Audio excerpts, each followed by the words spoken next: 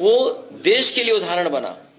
चाहे वो लंबी ट्रांसमिशन लाइंस हो, चाहे पावर की जनरेशन में काम हुआ हो, चाहे एग्रीकल्चर सेक्टर में जो मंडियां जगह जगह बनाने का काम हुआ था जिससे किसानों को सुविधा मिल सके, चाहे वो आपकी डायल 100, चाहे आपका स्वास्थ्य के लिए जो एम्बुलेंस सर्विस दी गई थी, और चाहे ये एक्सप्रेस वे, ये तमाम वो एग्जाम्पलरी काम हैं जो समाजवादियों ने करके दिखाए थे।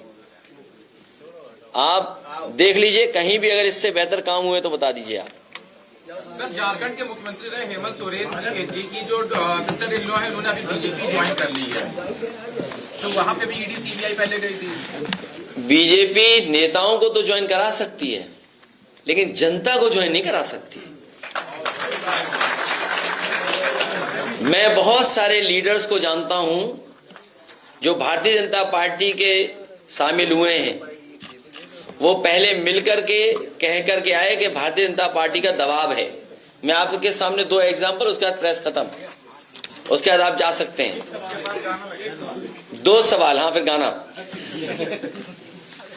पहला, अमेठी की हमारी विधायिका, वो खुद आई हमारे पास और उन्होंने कहा कि उनकी मुख्यमंत्री जी से मुलाकात हुई है और उन्होंने भरोसा दिलाया कि उनके साथ अन्याय नहीं होगा।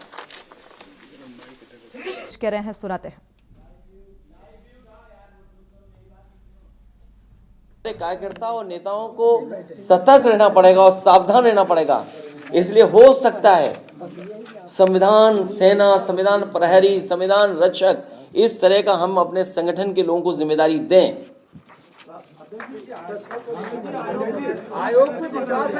बीजेपी, आप बात समझिए, भारतीय जनता पार्टी संस्थाओं को कमजोर कर रही है। भारतीय जनता पार्टी संस्थाओं को इस्तेमाल कर रही है। संस्थाओं के माध्यम से जो अन्याय हो सकता है वो करा रही है। किसी भी सरकार की जिम्मेदारी बनती है कि संस्था कमजोर ना हो। जितनी संस्थाएं मजबूत होंगी उतना ही हमारा लोकतंत्र मजबूत होगा।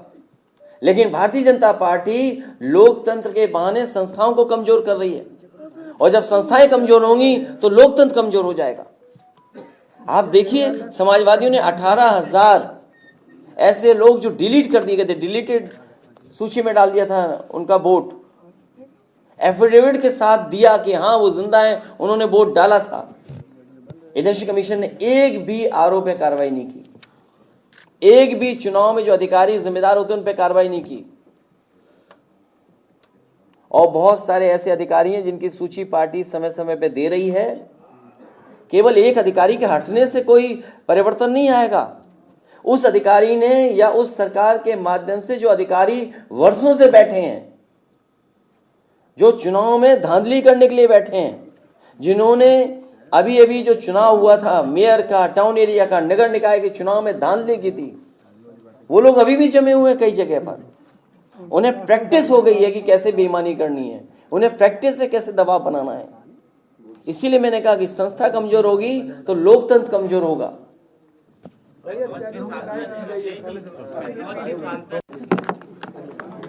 और अगर खरीद करके लिया है तो वो तमाम गरीब और लोधी समाज के लोग जवाब देंगे। इनकी भाषा ये पहली बार नहीं हुई है, ये भाषा कोई पहली बार नहीं बोली गई है। ये तो उनका हार का डर है।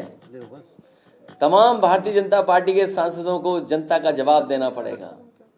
जनता उनसे जवाब मांगेगी, उनसे हाजिरी मांगेगी कि क्या किया उन्होंने 5 साल में या 10 साल के कार्यकाल में।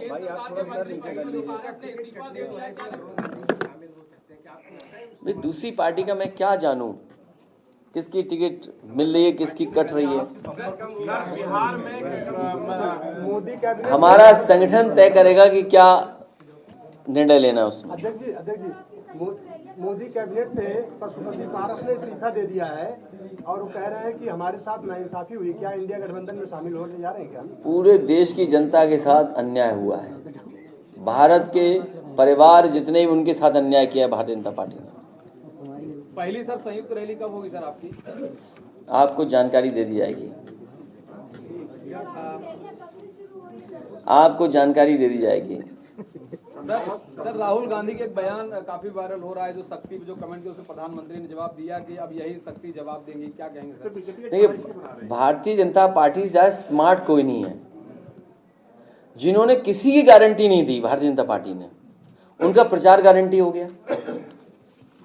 भाई पैसा है उनके पास, आप YouTube खोलो गारंटी, वो गारंटी नहीं है, असल में वो घंटी है। पहले जुमला था, अब गारंटी है। न जुमले में काम पूरे हुए, न गारंटी में काम पूरे होने। अगर ये गारंटी थी तो गारंटी इस बात की भी तो थी कि 60 लाख बच्चों का अगर पेपर लिखा जाएगा, देने के लिए आएंगे तो पेपर लीक नहीं होगा।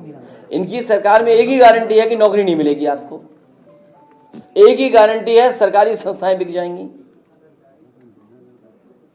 कोई जवाब है इस गारंटी का उनके पास?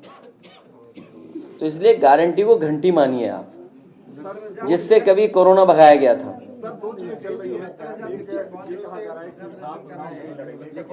आप क्यों तय करते हो? नहीं, हमारे पत्रकार साथी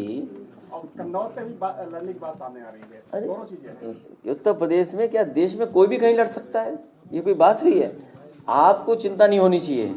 मतलब आपके इसके माध्यम से, मतलब आपको कहूँ तो वो विपक्ष के लोग, ये विपक्षी लोगों को बहुत चिंता है कौन कहाँ लड़ेगा। अरे भाई ठीक है ना, अपनी सूची जारी करिए, हमें भी सूची जारी करने दो। अभी तो इन्हें सांसद जो लोग हैं उन्हें जवाब जनता का देना पड़ेगा। किसान की आय दोगुनी नहीं हुई, बेरोजगारी का फार्मूला मैंने बता दिया, ये हमारा व्यापार खत्म हो रहा है, ऑनलाइन व्यापार, ये तमाम प्लेटफॉर्म से व्यापार चालू हो गया है। ये छोटे दुकानदार कारोबारी सब चले जाएंगे, घर बैठेंगे कुछ दिनों बाद, या ये भी डिलीवरी बॉय बन जाएंगे। देखेगा आप, हमारे व्यापार करने वाले लोग ये कारोबार नहीं लिखा तो डिलीवरी बॉय ना बन जाए इनके लोग। आप सोचिए ऑनलाइन कारोबार कितना बढ़ गया है। आप जो बड़ी बड़ी कंपनियां हैं उनका अनुमान लगाइए ना। आप घर बैठे सामान मंगा रहे, अच्छी बात है, ये कोई खराब बात नहीं है। लेकिन सरकार हमारे छोटे दुकानदार और ट्रेडिशनल जो कारोबारी थे उनके लिए क्या सुविधा दे रहे हैं? भाई इनको भी प्लेटफॉर्म मिले जहां ये अपना व्यापार कारोबार कर सकें। तो अगर बड़े सपने आप देख रहे हैं तो हमारे बिना छोटे कारोबारियों के, छोटे उद्योगपति, छोटे उद्योग चलाने वालों का साथ लिए कैसे पूरा होगा?